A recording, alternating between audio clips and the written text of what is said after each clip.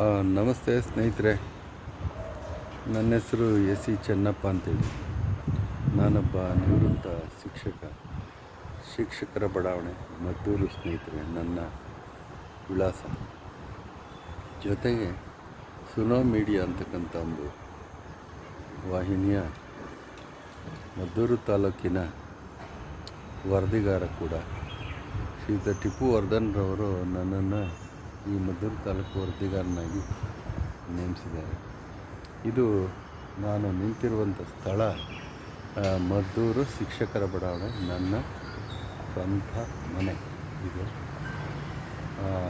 ಇಲ್ಲಿ ನಾನು ನಿಂತ್ಕೊಂಡು ಈ ವಿಡಿಯೋ ಮಾಡ್ತಾ ಇರುವ ಒಂದು ಉದ್ದೇಶ ಏನಂತಂದರೆ, ನಾನು 2 ವರ್ಷಗಳ ಹಿಂದೆ ಇಲ್ಲಿ 2 ಡ್ರಮ್ಗಳ ಸಹಾಯದಿಂದ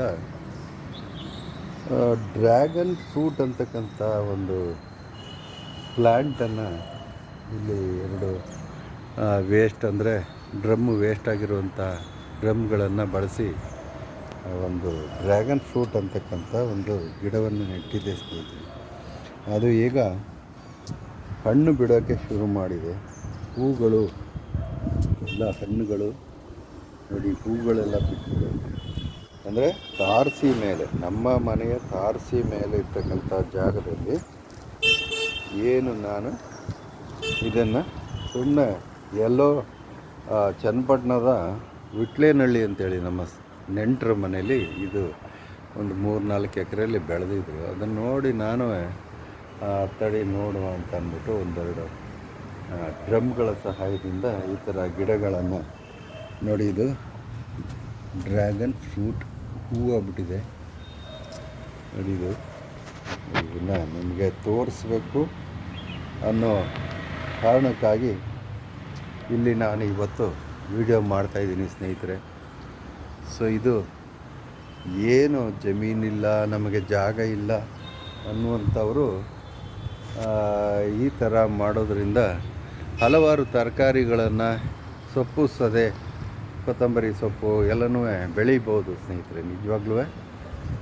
ಹಾಗೆಯೇ ನೋಡಿ, ಇದು ನಮ್ಮ ಕಾಂಪೌಂಡ್ ಪಕ್ಕದಲ್ಲಿ ನಮ್ಮ ತನಗೆ ತಾನೇ ಬೆಳೆದಿರುವಂಥ ಒಂದು ಏನು